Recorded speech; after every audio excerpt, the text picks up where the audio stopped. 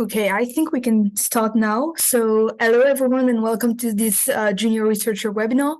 Today, we have the pleasure to have Thibaut Dumont, who is a postdoc at IPHC Strasbourg. He's working in stellar physics and nuclear astrophysics, and today we'll be talking about nuclear reaction rate as a key ingredient of stellar modeling, the case of the carbon-12 reaction. Thibaut, you can go. Okay, so thank you, Laurie, for this introduction, and thank you also for inviting me for this talk. So I'm Thibaut Dumont, as Laurie said, and today I will discuss about nuclear reaction rate in the context of the modelization of stars, and with a specific case of C12 plus C12 nuclear reaction. So I will come back on all of that during the presentation. Okay. So, the context, the initial question that is behind that is the question of the origin of elements. Because we know that from the Big Bang, we had the production from the Big Bang of a lot of hydrogen, a bit of helium, and traces of very light elements like lithium, but nothing else. Whereas we know that in the table of Mendeleev, we have many elements that you can see here. And actually, these elements are produced after the Big Bang in different astrophysical sites. Here I gave you a few of them that allows to populate this table. So from the evolution of stars like the Sun, from the fusion of compact objects like neutron stars, from supernova, and also from other events that allows to produce elements. Some elements are produced by the way of different sites, and all of that actually is what you observe today. Because actually, as I said, from the Big Bang, where we had only a few elements, thanks to the nucleosynthesis, so the nuclear processes that allows to produce heavier and heavier elements, there was the production of all of these elements. So again, if I want to give a little example, if we take the example of the Sun, so again, here we have the abundance after the Big Bang, so mainly hydrogen and helium. And we see that when we observe the abundance of the Sun, that you can see here, basically, with the logarithm of the abundances versus the atomic number. So you have the hydrogen here and the elements here. And we see that if we check the abundances at the surface of the Sun, we have less hydrogen than at the Big Bang, more helium, and we have the apparition of some metals. And so it's all of that we want to understand by studying the nucleosynthesis that implies both the stellar evolution and the nuclear physics.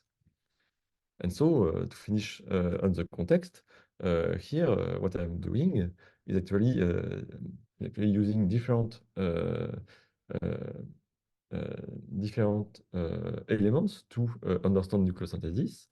As I said first, the observations of the stellar abundances and the observation of the Sun. So for that, we need some atmospheric model. We need to detect some high energy particles or some neutrinos, for instance. Also some elements thanks to asteroseismology, which allows to probe the interiors of stars like the Sun. But we also need, as we are discussing of nuclear physics, we need some nuclear processes. To understand the nuclear processes, so we need the theory behind that for the nuclear physics. And if possible, we need some experiment in order to get some measurements on the nuclear processes and basically on the cross sections, or in other words, on the probability of the nuclear reaction to happen. And with all of that, on my side, I mix all of that in one thing, which is my stellar evolution codes, actually, which allows me to understand the nucleosynthesis during the evolution of stars and taking into account the observational constraint and the theory that we have behind that. Okay, so that's for the context. Just to introduce a bit what is a stellar evolution code, here during my postdoc, because we'll discuss the work that I did here in Strasbourg. I'm using a stellar evolution code which is named GENEC, which basically developed in Geneva, which is a 1D stellar evolution code. So it's already an approximation, and which basically is useful in order to model the stellar evolution and the stellar structure, including different parameters and different processes, because of course the stars is a dynamical object, and so in our case we will be interesting to the transport of chemicals, for instance.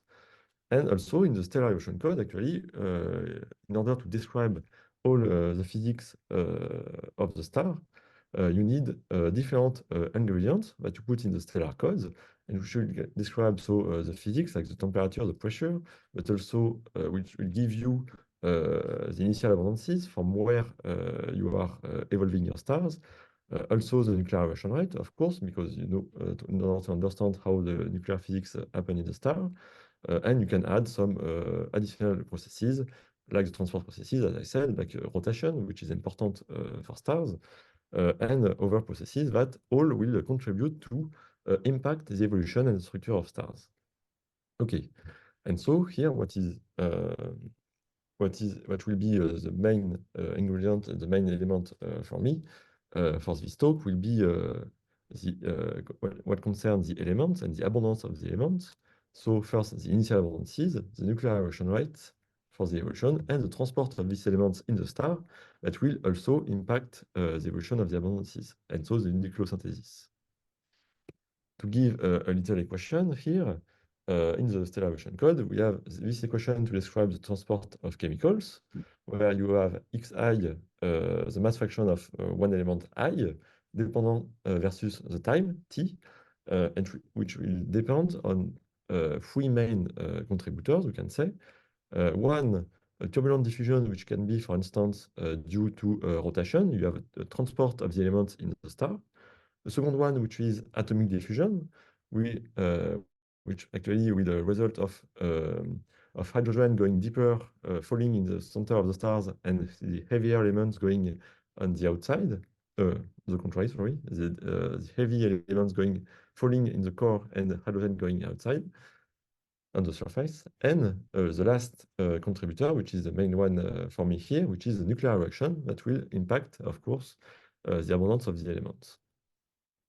Okay, so now before to go in the carbon 12 plus carbon 12, I will give you just a bit an introduction of stellar physics, starting with a bit of the zoology of stars. And so here on the left, you have what we call Hertzsprung-Russell diagram, with basically the luminosity on the y-axis and the temperature on the x-axis, and where you see many stars. From the cold and small red one to the hot and big blue ones. You see that you have the sun in yellow here, more or less in the middle. And you see that depending on where you are on this graph, actually, you will look at stars with actually different masses, which will explain why you have different luminosities and different temperatures. And so on one side, more or less, you will have the low mass stars like the sun, which will have a long lifetime. So for the sun, it's 10 gigayears, more or less. You will have low temperatures and low luminosity, whereas for the massive stars, here on the left in blue, you will have hotter stars, but with a shorter lifetime, more of a few thousand or million of years. And so actually here it gives you a first important element, is that depending of the mass of the stars, you will reach different temperatures and different lifetime. And so of course, if you when we will talk about nuclear reaction, the temperature of the star will be important, because depending the temperature will impact strongly the probability of the nuclear reactions. Okay, so that's the first point. Then, of course, the stars are evolving. And so here, I give you the example of the sun, which is one simple example, where you have here the prediction from stellar evolution code called StarEvol, from Geneva as well, actually. And here what you have is the evolution of these stars along the Hertzsprung-Russell diagram again, with different phases of evolution, which actually correspond to the different nuclear phase of the star. And so basically, the main phase that you have here will be, we start here at the ignition of hydrogen, and the star will follow what we call the main sequence. Main sequence because the sequence, it is the sequence where hydrogen is burning in the core. Like for the sun, it's the longest one. So it's basically what it gives you the lifetime of a star.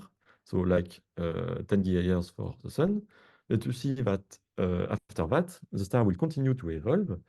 And actually, the evolution of stars will go element by element, with after the exhaustion of hydrogen in the core, you will have an ignition of the hydrogen in the shell, around a core of inert helium. You will climb this track, which is called the red giant branch. Then you will ignite the next element, which is helium here. You will have a helium core burning, and then you will have another phase where you will have helium burning in a shell with a carbon core, which is the next element. So it's following this path from the main sequence to the red giant branch. And for the sun, what will happen is that after the exhaustion of helium in the core, actually the star will not be warm enough to reach a physical condition to ignite the carbon. And so, due to the lack of nuclear energy in the core, you will have what we call a planetary nebula. So basically, the equilibrium will not be kept by the star. You will have the extension of the envelope that you can see here in the nebula, and you will keep only the core, which is here and here, which is a white dwarf composed of the heaviest element we couldn't burn in the star. And basically here it will be the carbon and also oxygen as its abundant element. And so we can say from that the sun will burn hydrogen, helium, and will end its life as a white carbon oxygen white dwarf. Okay, so that's for the sun. So as I said before, with this graph, as I said, there are many stars with different masses, and from the sun, which will follow its evolution, to these massive stars, which follow another evolution, you will have, we will reach different physical conditions actually. And it is what you can see here on the right, where you have again the prediction from stellar models, but from different masses. You can see here the main sequence where stars are burning hydrogen in the core at different masses, and you see that they will follow different patterns, we can say different way, burning different elements or heavier and heavier elements with the mass. Which will change, of course, the chemical abundance of the stars, and also which will change the fate of the stars between the low mass stars that will end their life after a planetary nebula in a white dwarf, and the more massive stars which will burn heavier elements like carbon, oxygen, and silicon, and will end their life as a supernova, and then the remnant will not be a white dwarf, but a neutron star or a black hole.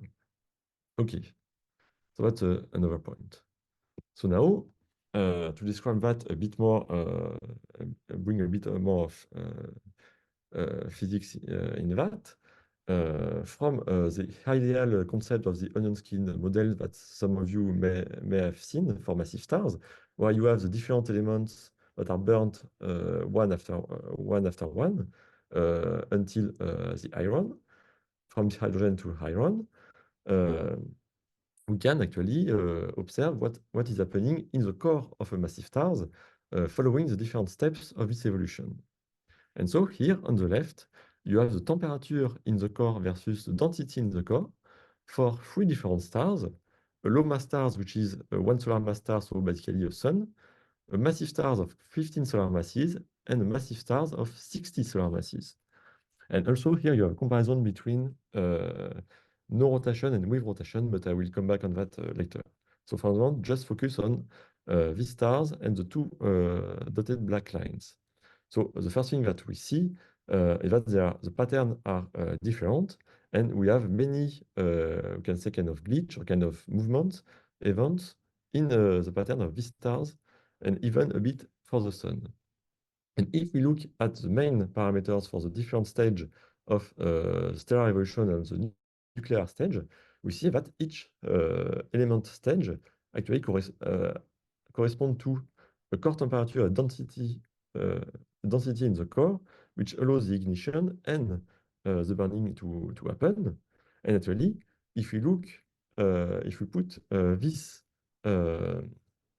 conditions to our graph, we realize that actually each of the loops that we can see here in the evolution of the physical condition of the core, actually, of our star, actually correspond to the nuclear changes in the star, with basically the successive ignitions of in the core from hydrogen to silicon for the massive stars.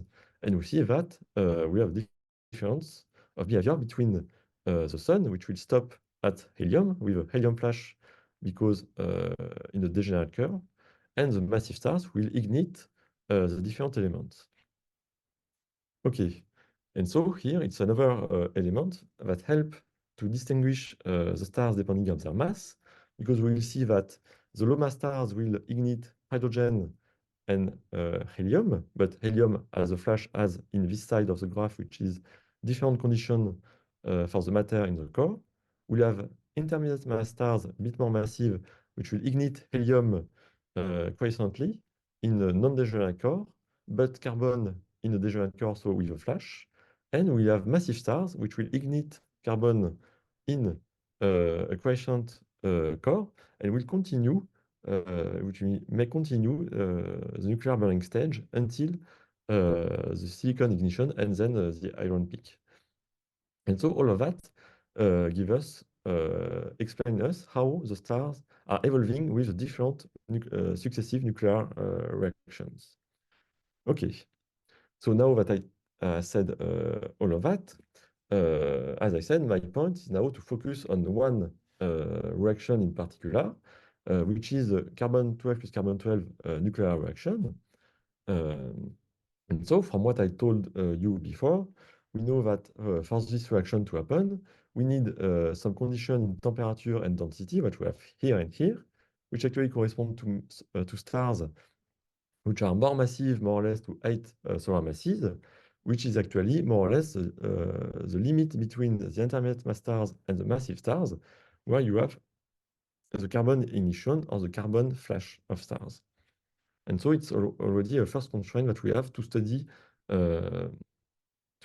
these reactions. It's only massive stars. And here I just put a little example, which is nice to know, is that, for instance, the well-known star Betelgeuse has been seen as a potential star, which is currently burning carbon in its core. Even if, of course, it's difficult to say, because as you see, the carbon burning time scale, so the lifetime of the carbon phase of massive stars is between a few hundred and a few thousand years. So when you observe a star, it's very difficult to know if you're observing which phase you're observing, actually, because you cannot probe massive stars. Okay.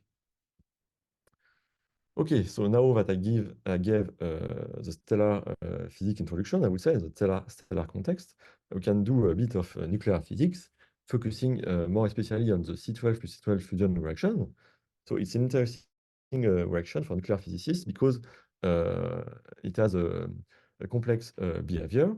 And so it's interesting for stellar physicists because it's one of the main phases of stellar evolution.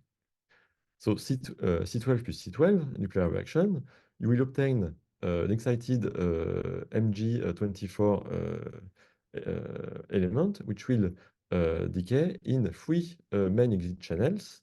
These 3 ones, knowing that, of course, this one, as it's negative, you have a very low probability. And so in the next slides of my talk, I will focus more on the proton and the alpha channels, exit channels, which are the most probable ones. And so here, I'm showing you two different plots, one for protons here and one for alphas here, where you can observe the S factor measurements as a function of the energy for the two exit channels, and with the observation of the measurements, the experimental measurements from different experiments.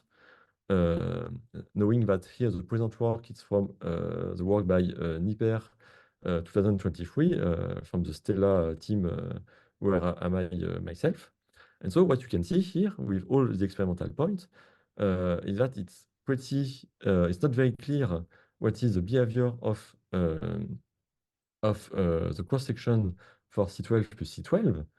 And actually here you have especially you have several models that are plotted here, three tracks, different tracks. Here you have a first track in blue, which actually a track which is corresponding to a model from a Colon and Fowler 1998, which is actually the original models which is used in the main which is usually used in the stellar aviation code because it contains many reaction rates for many reactions. It was used a long time by a stellar physicist, but you see that if you compare this pretty old model to the experimental data, you see that the reproduction of the data is not very well done. And since that time, new models have been done thanks to the new experimental data in order to better describe the nuclear reaction rate and the cross-section depending of the energy.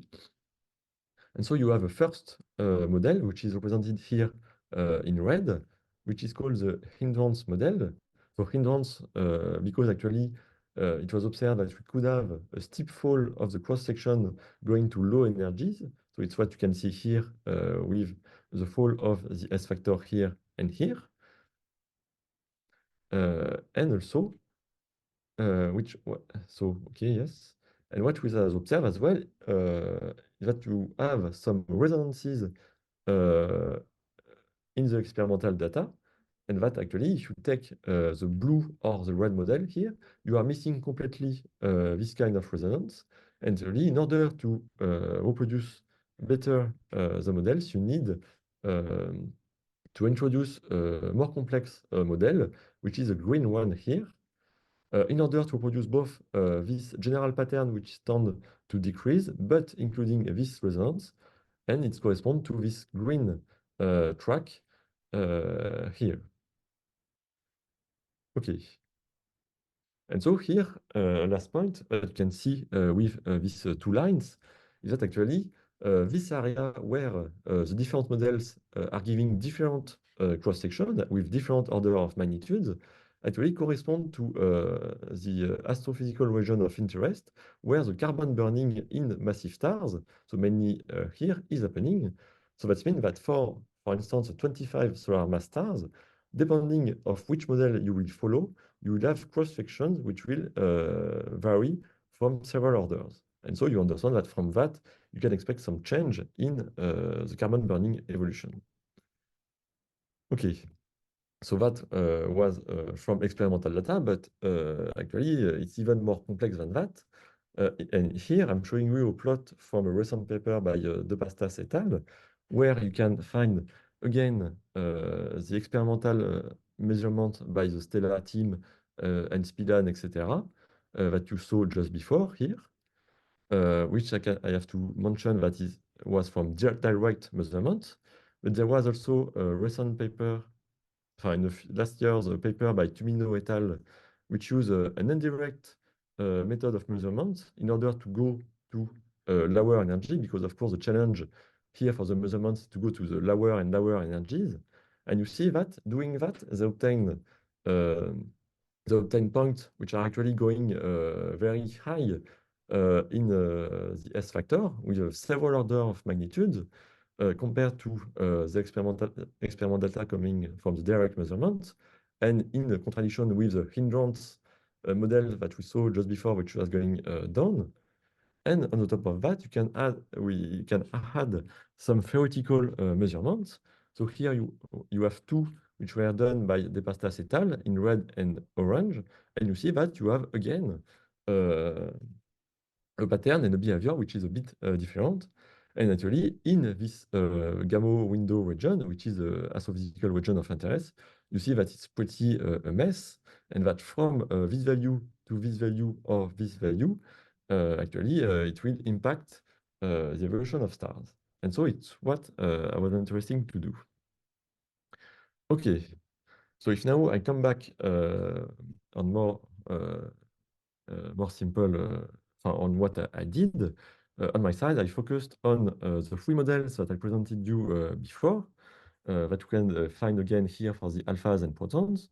So basically, the CF88 model, which is the basic one, which was in my code initially, my stellar evolution code initially, and then the two updated models, one considering the hindrance ideal model, and one model with hindrance, but including this resonance that you can see here and here, that allows to reproduce better what we have from the direct measurement from the experiments. Okay, so if now we look here, we were in energies, but for stars, it's better to look in temperature because we have the temperature of the core of stars, as I showed before. And so here we have the three different models versus the temperature. So the models are normalized to the CF88 reference, which is our initial reference here, our old reference. And we add the two new models. So as I said, the hindrance model and the hindrance plus resonance model. And if you compare to, okay, so the resonance, the hindrance, here we have the temperatures region explored by Stella. As I said, the difficulty is that it's changing to go to lower temperatures, lower energies here. But what is interesting is that actually, as I said, if we look at the astrophysical region of interest that I indicated here with the shade, these areas in colors, we see that actually the hindrance is actually happening when it is interesting for astrophysics, and the local resonance is especially happening for the massive stars carbon burning. Because, of course, we expect carbon burning to happen in different sites. So here we have the quiescent carbon burning. So basically, by quiescent, I mean non-explosive one. So during the evolution of massive stars, we can see here. But we can also expect C12 plus C12 reaction in explosive carbon burning, like in supernova. But you see that here, following these two models, it will be a bit less important. And you can also expect it in what we call superburst, which actually you expect when you have a neutron star accreting some material from low mass stars or intermediate mass stars, from a star. And you see that here, the hindrance model or the model with hindrance plus resonance will be more or less the same. So here, what is the most interesting, considering these three models actually, will be for this area, because from the star, the most massive one, which should be here, to the ones here or the ones here, you see that the evolution of stars will be different depending of the temperature, and so basically depending on the mass. And it's what I will discuss now. So just a little reminder, as I said, I'm using the stellar evolution code GENEC.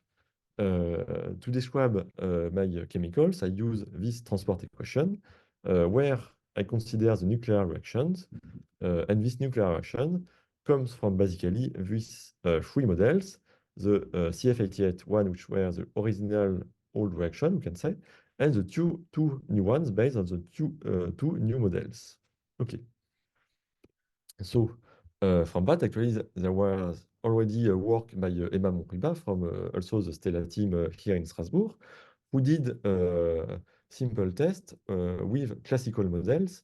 So by classical models, I mean models which include only convective transport, no other transport. And she did that for a 12 and a 25 solar mass, so two massive stars, and she compared the stellar evolution changing the nuclear reaction rate, and she obtained, for instance, this kind of plot. So here you have the temperature in the core of stars versus the abundance of carbon in the core. So basically, the evolution of your star is going from the left to the right because you are burning and decreasing the abundance of carbon. And here you see the three different references. And so the first thing that you can see that for both models, when you consider the hindrance model, you actually have a core which is warmer and which results actually of a shorter lifetime, basically decreasing the lifetime of the carbon burning of the stars by 2, which is not the case for the hindrance plus resonance model. So here it gives you the importance of the resonance, because basically here we have two models which are pretty close, but with the presence of the resonance, which is actually close to the CF88 for these stars, we obtain a similar result for CF88 and hindrance plus resonance model, but not for the hindrance model. And from that, she concludes that we have modest structural changes in the star, because the star, of course, is readjusted itself all the time. And the impact on the nucleosynthesis from that is quite limited, even if, of course, we expect some differences between the hindrance model and the two other models. And so my point here was to say, okay, but as I showed before, depending on the temperature, the change between the model are actually very different. So you have a mass dependent that you can see already a bit here between the 12 and 25 solar mass, but that should be explored all along where you have the differences between the models. And also, I know from my from my PhD that actually in stars, you have, of course, stars are rotating, and the rotation effect are actually leading to a lot of transport in the stars, transporting angular momentum, but also transporting chemicals. And from that, actually, you can expect a lot of change in the stellar evolution, in the stellar structure, and so a different impact of changing the nuclear reaction rates. Okay, and so it's what I did and I'm doing here in Strasbourg. So here, I'm showing you, to come back to the beginning, just a grid of models that are computed using the GNEC code. And so here I'm showing you the Hertzsprung-Russell diagram of a few massive stars from a grid that are computed from 8 to 30 solar masses. And here you have also the distinction between model with rotation in dotted line and without rotation in full line. And you see that just from this graph, that the evolution is a bit different, and that the luminosity and the temperature is different between model with rotation and without rotation. And actually here you understand that from that, so changing the mass and changing if you have rotation or not will change the physical conditions. And so the impact of nuclear reaction rate will change depending on these parameters. Okay, and so if now I'm come back to this kind of plot, where you have again the cross-section of the three models normalized on CF88, and on the top of that, I added here these color bars corresponding to different masses of stars, and with the different nuclear references. And actually, what I'm showing here with these color bars are the temperatures in the core of the stars depending on the mass and the nuclear reference. And what you can see is that depending on the mass, if here we have the hindrance and the resonance, actually it illustrates that the star will be more or less impacted by this change of nuclear reaction rate, depending on the mass, and also depending if you are on the beginning at low temperature of the carbon burning phase, or at the end of the carbon burning phase at higher temperatures. And also that, for instance, there are some stars, like the 20 solar mass stars here, which are exactly at the location of the peak of the resonance. And so basically between the CF88 and the hindrance resonance model, we can say from this plot that we do not expect that we change a lot the evolution of the 20 solar mass. And again, here I remind you that here we are observing the result for without rotation. But if we look at rotation, we have a shift of the temperatures to the right, because when you add rotation, it actually lead to higher temperatures in the core. So if you check here between before, without rotation, with rotation, without rotation, with rotation, and you see that you have a shift to the right temperature, right, to the right of the temperature, so to more hotter temperatures. Actually, maybe you also observe that here the triangle corresponds to stars that do not ignite carbon. And really, if you look at the 10 solar masses, you see that here you are igniting carbon burning with rotation, but that without rotation, the temperature was too low to ignite the carbon. And so it's again an important element to take into account. Okay, so here basically the thing to keep in mind is that depending on the mass, you will expect an effect which will be more or less important. Okay, and so now I did the same as in the paper as Emma Monprivat. I look at the evolution of my stars with different masses and with or without rotation. And so here you have the example of models without rotation, but for the three different references, where you have the temperature in the core versus density in the core. So here you have three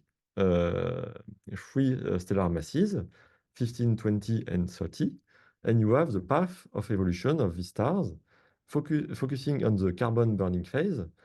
So basically, you have the physical condition during carbon burning. And what you can see, the first thing that you can see is that, as observed by Monprivat et al., is that if you compare the red one to the blue and the black one, you have a clear shift of temperature and density, which will also give again higher temperature in the core, so a shorter lifetime, with a general shift of the condition of the core. But what you can see here as well is that you have also a shift between the blue and the black one models, which you couldn't see before. And actually, you see that you observe it for the 15 solar mass, a bit for the 20 solar mass, but not at all for the 30 solar masses. And actually, you understand here where take place the mass dependence. And an example which is illustrated by the C ignition is that if you take the 15 solar masses and you check when the C ignition is happening, you will see that with the CF88 model, you will be here. With the hindrance model, you will be here. And with the hindrance plus resonance model, you will be between the two here. Whereas if you look at the 30 solar mass model, you will have the blue and the black almost at the same position, whereas the red one will be shifted as well. And so here it gives you actually all the importance of the resonance which was observed at the temperature, as a localized temperature, which is important for the 15 solar masses, but which will not impact here the ignition of the 30 solar masses.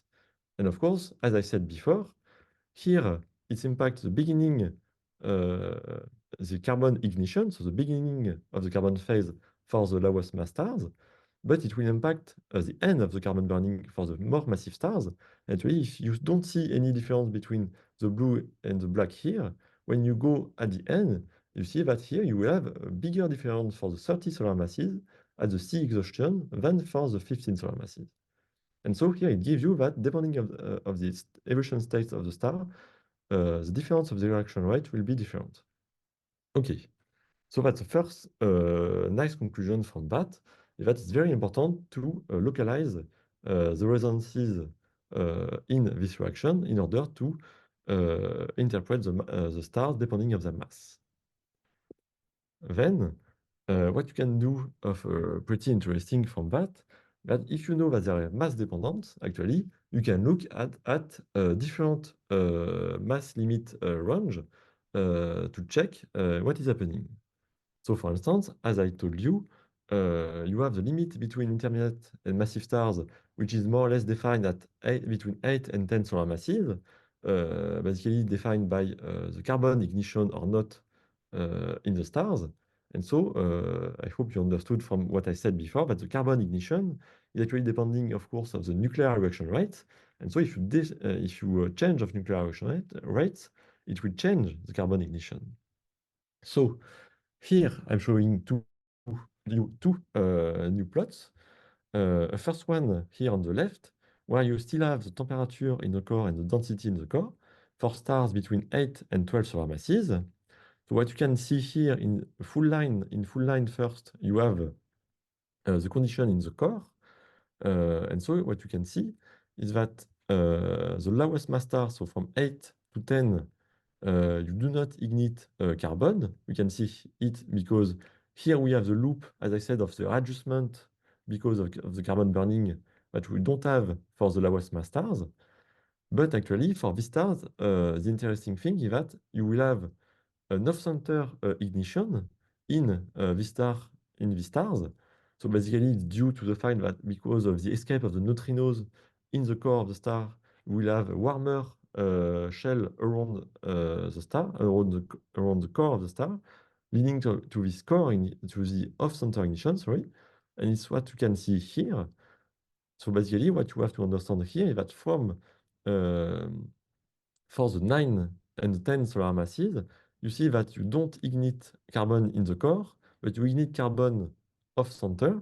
That means that basically you are exactly at the transition between the non-ignition and the ignition of carbon, because if you ignite carbon off-center, you will have what we call a flash of carbon that will propagate to the core and allows the carbon burning.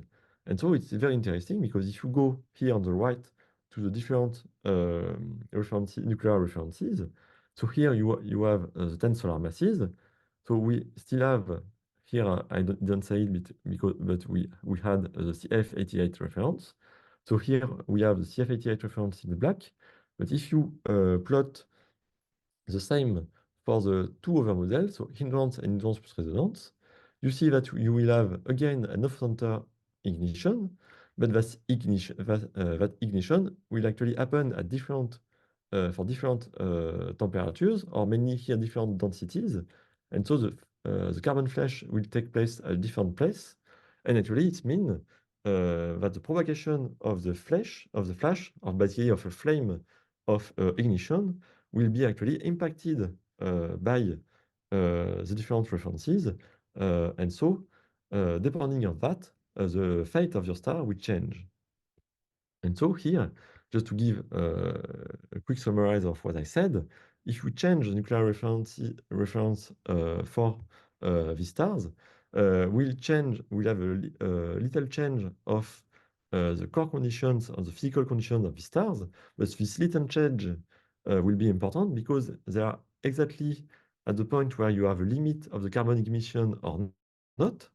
And so actually it will be important to define the carbon emission, but it will be important also to define how the flash of carbon and the flame will propagate when you have a carbon ignition off-center. And depending of how the flame will propagate in the star, actually you will impact the chemical structure of the stars and basically impact the fate of your stars. And actually it's something that was already observed with the so-called super asymptotic giant branch, which basically it results for the stars of different kind of massive white dwarf with different chemicals composition. And actually, from that, we understand that there are work to do in order to constrain this fate of the stars. Okay. But on that way, there are other interesting limit range that we can explore. And here, in my work, I also explore a mass range between 20 and 30 solar masses. So here, it's more massive stars. So we have complete carbon burning in the core. But what is interesting is that in these stars, we have a transition from a convective carbon burning core to a radiative carbon burning core, which will show an impact on the structure and the escape of the energy for these stars. And actually, there was a work which was done by Kefi et al. In 2021, where they already tested the CF88 models with they compare to the THM model. So THM model is the Trojan horse model, which actually come from the what I said before, from the indirect measurements. So remember, it was when they obtain data at several high order of magnitude higher of the cross sections at low temperatures and low energies. And so what they obtain is that from CF88, where they determine this limit between a carbon burning convective core and a carbon burning radiative core at more or less 24, 25 solar masses, they obtain this limit with the THM model at a bit more than 20 solar mass. So here they have a change of 5 solar masses, just changing the nuclear evolution rate. So I did the same with my own models and obtained this graph. And so here you have in full line without rotation and dash line with rotation. So you have the convective cores on the left and the radiative core on the right. And if we compare, so the classical models, which are comparable to these ones, what we see is that for the CF88, I obtained a bit more than 25 solar masses, so more or less what was obtained by Kiefi et al. But using my two new models, with the hindrance model, I was at 32 solar masses, and with the hindrance plus resonance model, I was at more or less 27, 28 solar masses. And so you see that here we have, as we could expect actually from the lower cross-section in that case and the higher cross-section in that case, we have a shift of this transition of mass, which is actually quite important, and of basically 10 solar masses between the two extreme models of THM here and hindrance model here. And so here my point is not to say that this one is more correct than this one, or this one is more correct than this one. It's mainly to say that changing the nuclear evolution rate here has a strong impact on the structure of the stars. And of course, it will impact the evolution and the fate of the stars. And so, for instance, if I take, actually, I should have mentioned that here, so I discuss of classical model, but you see that if I add the rotation on the top of that, I have again a change with a shift to the lower mass for this limit. And so that means that, of course, we depend on the nuclear reaction rate, but we depend also on the transport processes you are considering in your stellar models. And basically, we know that stars are rotating. So actually, the picture is even more complex if you want to reproduce accurately stellar evolutions. Okay, and so here, just to give a little example, if we take 25 solar masses, a classical one, we see that in the case of the black and blue lines, we are with a convective core, and for the case of yes, for the case of the hindrance one, we have a radiative core. And if we look at here the chemical profile of the star, so here you have the abundance of different elements in color. You have the profile in mass. So basically you have the core here and the surface here. And you have the profile for 3 models with the 3 different nuclear reaction rates. And actually what you can see just easily from that, if you focus on this area with this red line, you see that between this full red line and these 2 dotted dashed line, actually the chemical structure of the star is different, which is actually due to the fact that changing the nuclear evolution rate, you change the chemical structure. And actually from that, you expect that at the end of its life, with the successive nuclear steps, you will change, you may change the fate of the stars. Okay. Okay. So just to conclude on these two sides, as I said, again here, changing the nuclear evolution rate to change the stellar structure, with basically changing when you have the formation of the convective core or not, and changing the chemical structure of stars will impact basically the compactness, of your star, which will be important for the end of life of stars and the kind of supernova and how will happen the supernova. Okay. So I don't know how much time I have, but I will finish soon.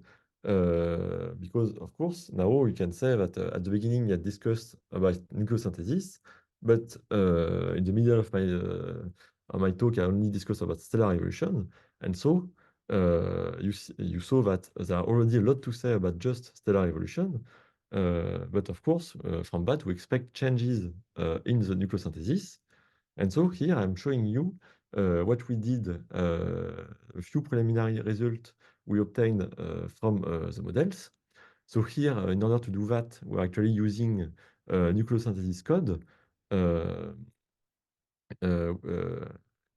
what we use with inputs from the GenEC model. So it's two distinctive codes, but the nucleosynthesis code is based on the outputs on the GenEC models. So basically the temperature, the density of your stars, the abundances of your star.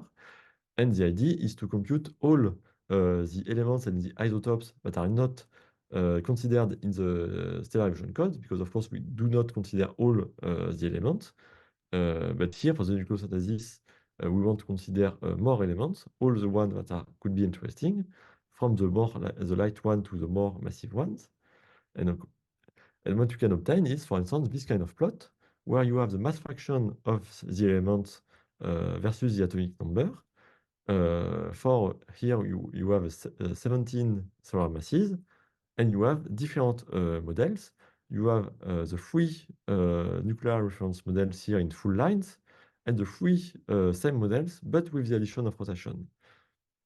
And actually, if you look a bit more closer of here's the difference between the models. So where here again it's normalized to the reference of CF88 without rotations. So the black line here at 0. You see several things. First, for the direct carbon products, from the direct carbon burning, so basically neon, magnesium, etc., you have a change between depending of the models. First, if you change the nuclear reaction rates between the black, the blue, and the red, and second, also if you add the rotation, you have an increase or change of these changes. That you can see, so for the light elements, but also for the more heavier elements here, you see that you have basically an underproduction of the element for the hindrance plus resonance and the hindrance model. And it's even higher when you add rotation.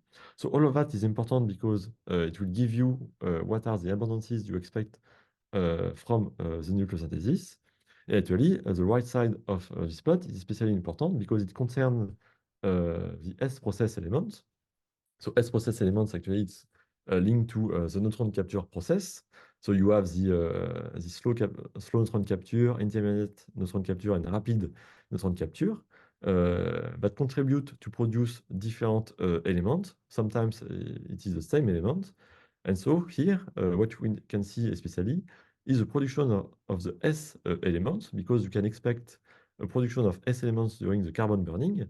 And you see that if you focus on this element, from a model where you consider CF88 with no rotation to a model with hindrance model and rotation, you have actually an order of difference for the abundance.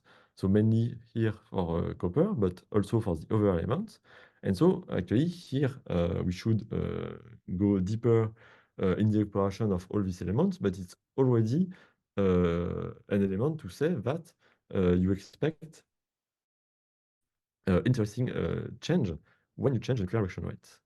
And finally, here, as I said, it's always important to discuss about the mass dependence, because I showed you before, depending of the mass, you will have different stellar evolution.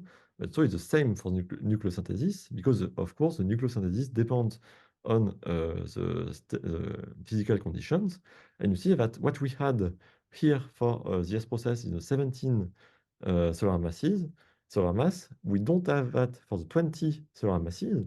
And really, that means that basically here, in order to have a good view of the nucleosynthesis depending of this nuclear reaction rates, we should actually look at the different masses to check when the change of nuclear reaction rate is important, and also when the presence of the resonance, which was seen to be important, is important as well for the stars or not. And so, for instance, you can see that here it will be important for the 17 solar masses, but less for the 20 solar masses. Okay, so to conclude, I don't know if I am in time, but just a few remarks of things that I would like you keep with you. First, I will repeat, I repeat it, say it always at the end of each of my talk, is that when you discuss about stellar evolution, it's important to know that rotation is the main process for stellar and chemical evolution in stars. It changes a lot of things, so it's always good to know that it could change the picture that you have for classical model without rotations. Then I showed that the new nuclear reaction rate impacts the core conditions, changing the stellar structure, impacting the nucleosynthesis, the chemical evolution, and the end of life of stars. Of course, we have several references in the literature. Here I tested a few ones. I compared a few ones, but if I cannot say for sure which one is the good one, I can say that we should be careful because the conclusion that you can make from the different nuclear the nuclear references can be different. You saw it for the formation of the convective cores. And then, actually, from that, there are many perspectives to do. As I said, for the nucleosynthesis, we have only a preliminary result. Now, the thing would be to have a larger net of nuclear reaction implemented self-consistently in the stellar evolution code. But also, it would be interesting to test other nuclear reactions because there are many important nuclear reactions during the evolution of stars. For instance, there is a so-called C12 alpha gamma O16 reaction, which would determine the ratio of carbon and oxygen elements. So basically, all what I said before is depend of this reaction. So it's important to consider it depending on the different references we can have. And on the more nuclear side, here I showed you that new measurements have an important impact. But what about other resonances that could be present in the C12 plus C12 reaction rates? As I showed, it could be very important depending of the location of these resonances. And in the future, actually, also in the Stella team, we plan to work on other reaction rates, C12 plus O16 and O16 plus O16, which are actually important for the more advanced phases of evolution. So basically here at the end of the carbon burning phase and here during the oxygen burning phase. And we see that from the rest, if for instance, we also observe hindrance effect for these elements, we can expect a change for the stellar evolutions. And I will finish on that and take your questions. Thank you.